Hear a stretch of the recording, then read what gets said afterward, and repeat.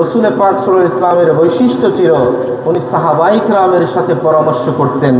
আমাদেরকে শিক্ষা দিয়েছেন দৈনন্দিন জীবনে চলার পথে অনেক কিছু বাধা বিপত্তি আমাদের সামনে আসতে পারে, অনেক সিদ্ধান্ত নিজে নিজে হয়তোবা নিতে কষ্টকর হতে পারে। সেই ক্ষেত্রে আশেপাশের মানুষগুলো যারা আমাদের জন্য কল্যাণ কামনা করে তাদের সাথে পরামর্শ করা, এটা রসুল পাক সাল্লাল্লাহু আলাইহি ওয়াসাল্লামের সুন্নত। জুড়ে বলে সুবহানাল্লাহ। আর পরামর্শ করার ক্ষেত্রে রসুল পাক সাল্লাল্লাহু আলাইহি ওয়াসাল্লাম যাকে বেশি প্রাধান্য দিতেন, যেই সাহাবীকে সবসময় রসুল পাক সাল্লাল্লাহু আলাইহি ওয়াসাল্লাম স্মরণ করতেন, যার সাথে পরামর্শ করতেন, তিনি হচ্ছেন সিদ্দিক আকবর রাদিয়াল্লাহু তাআলা আনহু। জুড়ে বলে সুবহানাল্লাহ। রসুল পাক সাল্লাল্লাহু আলাইহি ওয়াসাল্লাম এমনও অনেক কষ্টকর সময়, এমনও অনেক ক্রান্তিকাল অতিবাহিত করেছেন যেই সময় কোনো পাশে কোনো সাহাবী ছিলেন না হযরত সিদ্দিক আকবর ছাড়া। জুড়ে বলে সুবহানাল্লাহ। তাহলে পরামর্শ করা রসুলেরও সুন্নত এবং সিদ্দিক আকবর রাদিয়াল্লাহু তাআলা আনহুর সুন্নত। সেজন্য সব বিষয়ে নিজেদেরকে পারদর্শী ভাবা, দক্ষ ভাবা সেটা উচিত নয়।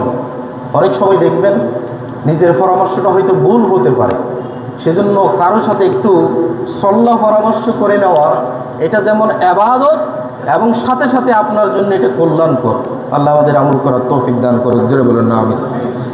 তৃতীয় নম্বর, যে আয়াতে কারিমা আল্লাহর রাসূল আল্লাহ সুবহানাহু ওয়া তাআলা সিদ্দিক আকবরের শানে নাজিল করেছেন, আলা তানসুরুহু ফাকাদ নাসরাহুল্লাহু ইয আখরাজুহু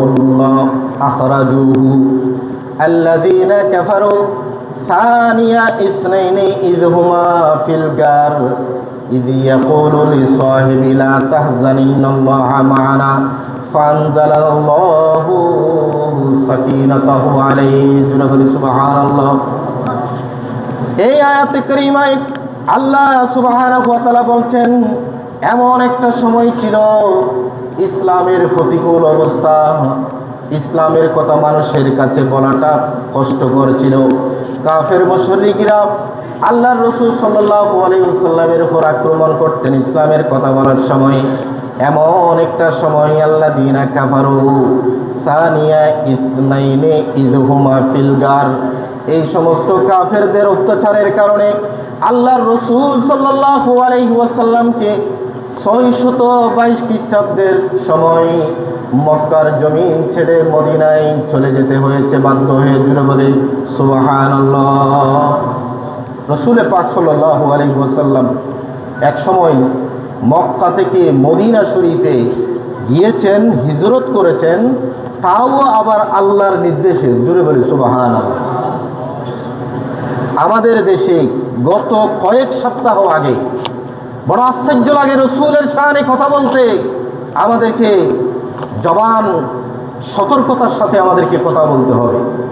একজন ব্যক্তি বলেছেন যে আমাদের দেশের যে আল্লাহ রাসূল সাল্লাল্লাহু আলাইহি ওয়াসাল্লাম বাধ্য হয়ে মক্কা ছেড়ে মদিনায় গিয়েছেন, পালিয়ে গিয়েছেন। জুড়ে বলি নাউযুবিল্লাহ।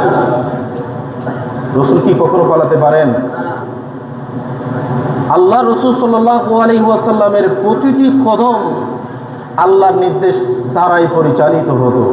আল্লাহ সুবহানাহু ওয়া তাআলা বলেন, ওয়া মা ইয়ানতিকু আনিল হাওয়া ইন হুয়া ওয়াহিয়ুন ইল্লা ইউহা, যে আল্লাহ সুবহানাহু ওয়া তাআলা প্রত্যেকটা কথাই আল্লাহ রসুলকে জানিয়ে দিতেন এবং আল্লাহ সুবহানাহু ওয়া তাআলা যেভাবে নির্দেশ দিতেন আল্লাহ রসুলও সেভাবেই করতেন। জোরে বলি সুবহানাল্লাহ।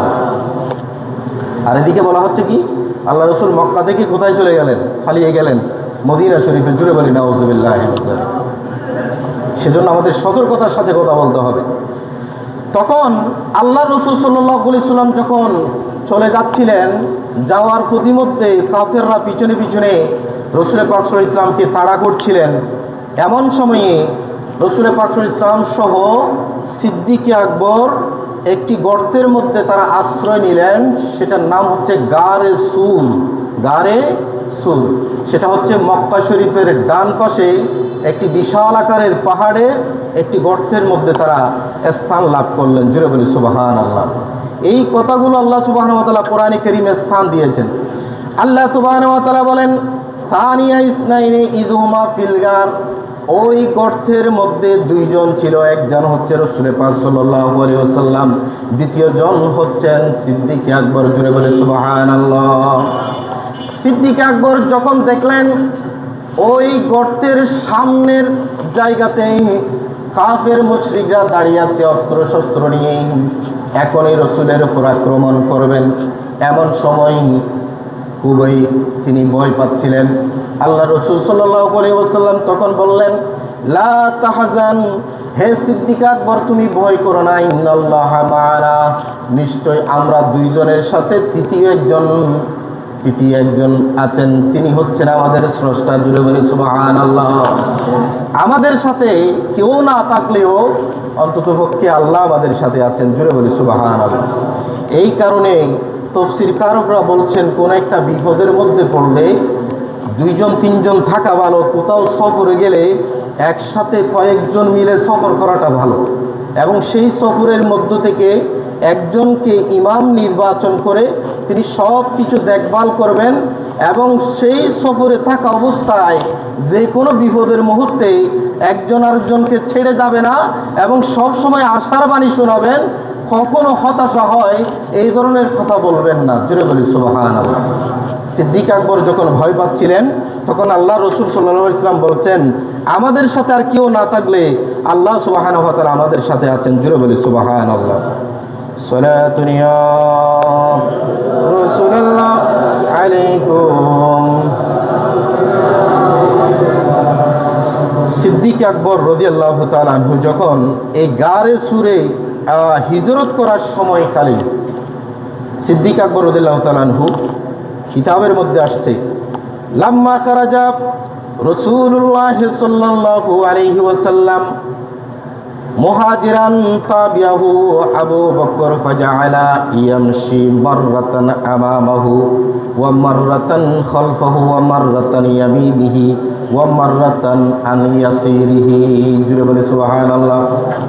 রাসূল পাক সাল্লাল্লাহু আলাইহি ওয়াসাল্লাম যখন হিজরত করছিলেন এমন সময়ে সিদ্দিক আকবর রাদিয়াল্লাহু তাআলা আনহু রাসূলের মাঝে মাঝে রাসূলের সামনে যান, কিছুক্ষণের জন্য আবার পিছনে চলে আসেন, আবার কিছুক্ষণের জন্য দেখা যাচ্ছে ডানে চলে যেতেন, আবার বামে চলে যেতেন। এই দৃশ্যটা যখন রাসূল পাক সাল্লাল্লাহু আলাইহি ওয়াসাল্লাম দেখলেন, রাসূল পাক সাল্লাল্লাহু আলাইহি ওয়াসাল্লাম সিদ্দিক আকবরকে জিজ্ঞাসা করলেন, মা হাযা ইয়া আবু বকর, হে আবু বকর তোমার কি হয়েছে? কতক্ষণ তুমি আমার সামনে যাচ্ছ, আর কতক্ষণ পিছনে, আর কতক্ষণ ডানে বামে এমন করছো কেন? সিদ্দিক আকবর রাদিয়াল্লাহু তাআলা আনহু বলেন, ইয়া রাসূলুল্লাহ, আপনার আশেপাশে সব কিছু হচ্ছে বিপদের সময়, আমি আমার জন্য চিন্তা করছি না, আপনার উপর যেন কোনো আঘাত না আসে সেজন্য আমি আমার বুক ধড়ফড় করছে, এজন্য আমি কখনো আপনার সামনে যাচ্ছি, আবার কখনো আপনার পিছনে যাচ্ছি, আবার কখনো আপনার ডানে যাচ্ছি, আবার কখনো আপনার বামে যাচ্ছি। জুড়ে বলে সুবহানাল্লাহ। রাসূল পাক সাল্লাল্লাহু আলাইহি ওয়াসাল্লামকে প্রোটেকশন দেওয়ার জন্য, নিরাপত্তা দেওয়ার জন্য হযরতে সিদ্দিক আকবর রাদিয়াল্লাহু তাআলা আনহু নিজেকে উৎসর্গ দান করেছেন। জুড়ে বলে সুবহানাল্লাহ। আজকে বড় আশ্চর্য লাগে আমাদের দেশে, আমরা খুবই হতাশ ফিল করি যে যখন শুনি যে আমরা আহলে সুন্নাত ওয়াল জামাতের ব্যক্তিরা যখন একটু সালাত ও সালাম দিই, রসুলকে যখন একটু স্মরণ করি, মিলাদ ও মুস্তাফার আয়োজন করা হয়, তখন আমাদেরকে কোরআন হাদিসের পরিপন্থী কাজ বলে আমাদেরকে অনেকে কটূক্তি করে কিনা বলেন? আছেন এরকম? আছে। অথচ আপনি একটিবারের জন্য চিন্তা করেন, রসুলকে কি আমরা বেশি সম্মান করেছি নাকি সাহাবায়ে কেরামরা বেশি করেছে? বলেন না, কারা বেশি করেছে? সাহাবায়ে কেরামরা।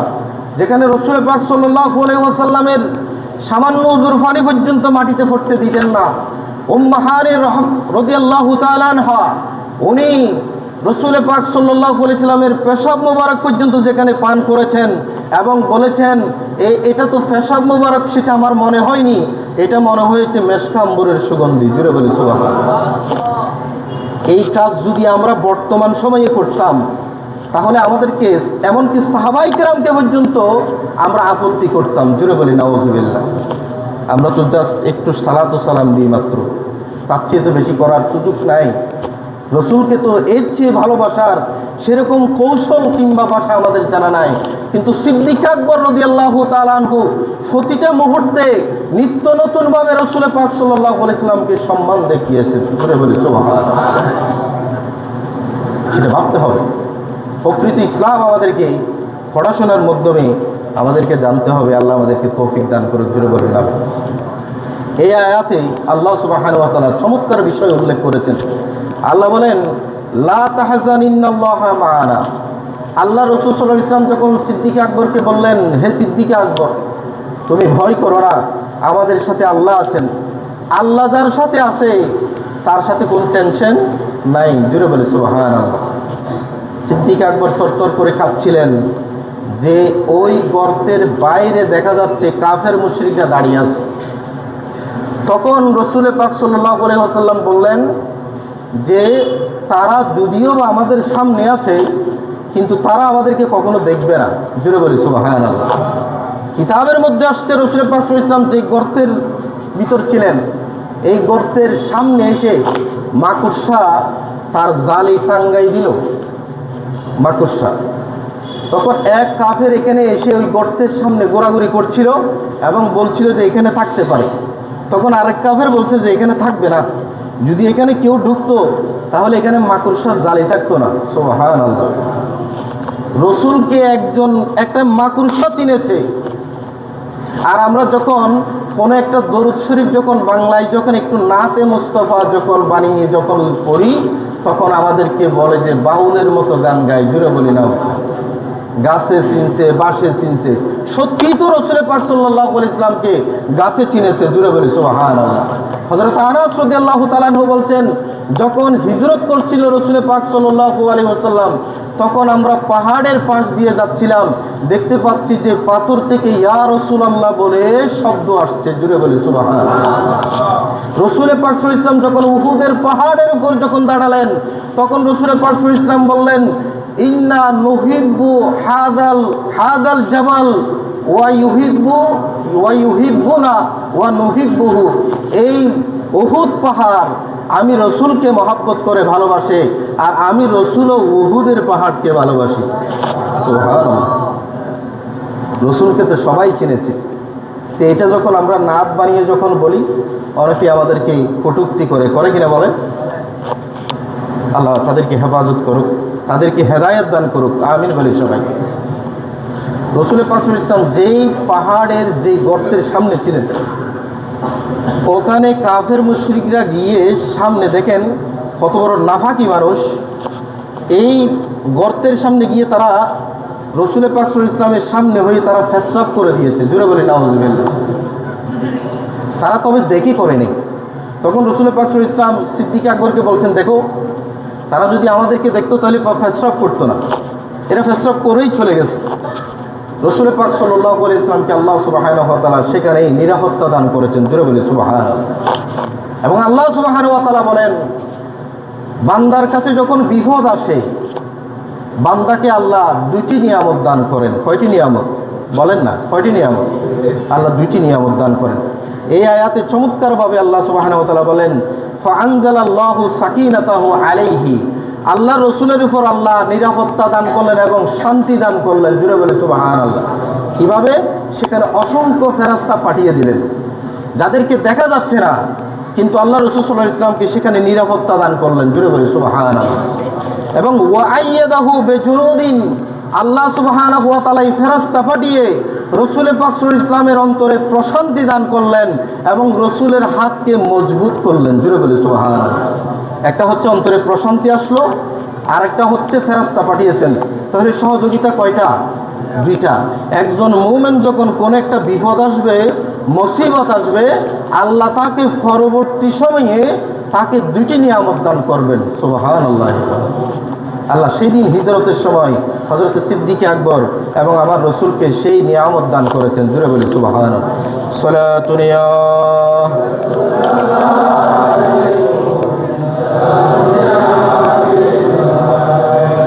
আল্লাহ আল্লাহ আল্লাহু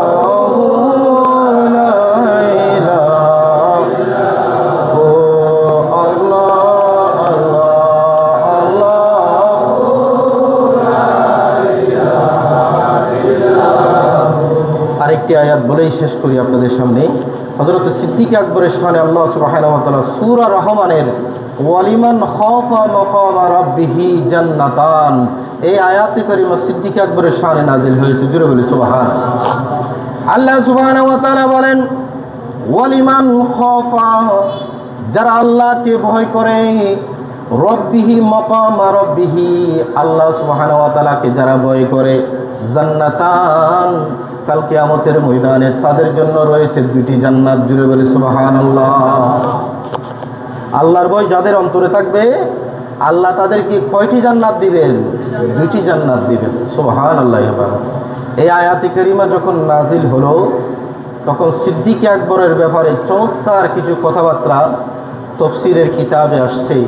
হযরত সিদ্দিক আকবর রাদিয়াল্লাহু তাআলা একদিন গাছের ফাঁকির দিকে দেখালেন। পাখি গাছে দেখা যাচ্ছে, উঠছে, বসছে এবং গাছ থেকে চলে যাচ্ছে। তখন তিনি আফসোস করে বললেন, আল্লাহ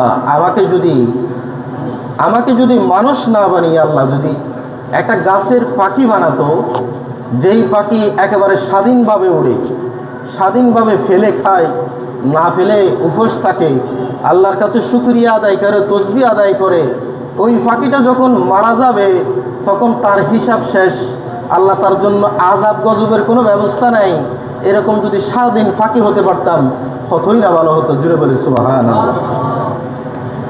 আবার আরেকদিন দেখা যাচ্ছে হযরত সিদ্দিক আকবর রাদিয়াল্লাহু তাআলা কবর জিয়ারত করতে গেলেন। সেই কবর জিয়ারত করতে করতে এক সময় দেখলেন যে কবরে যেই কবরকে ঘেরাও করে আমরা যে বাঁশের কি দিই, ছাটা দিই, ওই বাঁশের ছাটার দিকে তিনি দেখলেন একটি ছাটাই বাঁশের বেড়া আর কি দীর্ঘদিন হয়ে গেল এবং ফোকা কামড় খেয়ে কি আস্তে আস্তে খেয়ে গিয়ে সেটা আস্তে আস্তে বসে যাচ্ছে। এই দৃশ্যটা দেখে হযরত সিদ্দিক আকবর কান্না করে দিলেন। জুড়ে বলে সুবহানাল্লাহ। এবং বললেন, আল্লাহ যদি আমাকে মানুষ না বানিয়ে যদি এরকম যদি গাছ বানাতো, যেই গাছগুলোকে কিছুদিন টিকার পরে এই গাছগুলোকে পোকামাকড় খেয়ে ফেলতো, তাহলে আমার কোনো হিসাব থাকতো না, আল্লাহ গজব আমাকে দিত না। জুড়ে বলি সুবহানাল্লাহ। এটা কোন সাহাবী বলছেন? যেই সাহাবী দুনিয়ায় থাকা অবস্থায় সর্বপ্রথম জান্নাতের টিকিট যিনি পেয়েছেন তিনি হচ্ছেন সিদ্দিক আকবর। জুড়ে বলে সুবহানাল্লাহ। এবং আল্লাহ রাসূল সাল্লাল্লাহু আলাইহি ওয়াসাল্লাম একদিন বলছেন, হে সিদ্দিক আকবর সহ সাহাবায়ে কেরামরা সবাই ছিল। রাসূল পাক সাল্লাল্লাহু আলাইহি ওয়াসাল্লাম বলছেন যে কাল কিয়ামতের ময়দানে যারা নামাজ পড়বে জান্নাতে এমন একটা দরজা থাকবে যে যেই জায়গা দিয়ে নামাজিরাই যাবে। জুড়ে বলি সুবহানাল্লাহ। আবার বললেন, যারা আল্লাহর রাস্তায় দান করে বেহেশতের মধ্যে একটি দরজা দেখবে, সেই সমস্ত দানবীররা সেদিকে প্রবেশ করবেন। জুড়ে বলি সুবহানাল্লাহ। যারা আল্লাহর রাস্তায় জিহাদ করে ওই জিহাদি মানুষের জন্য একটা দরজা থাকবেন, ওই দিক দিয়ে ফেরেশতারা তাদেরকে ডাকবে। আর যারা আল্লাহর রাস্তায় জিহাদ করতে করতে নিজেদের জীবন উৎসর্গ করেছে ওই সমস্ত শহীদদেরকেও একটা দরজা থাকবে, তাদেরকে ডাকা হবে। জুড়ে বলি সুবহানাল্লাহ। এইভাবে রাসূল পাক সাল্লাল্লাহু আলাইহি ওয়াসাল্লাম বলতে বেশ কতগুলো বলার পরে সিদ্দিক আকবর কথা বললেন, ইয়া রাসূলুল্লাহ।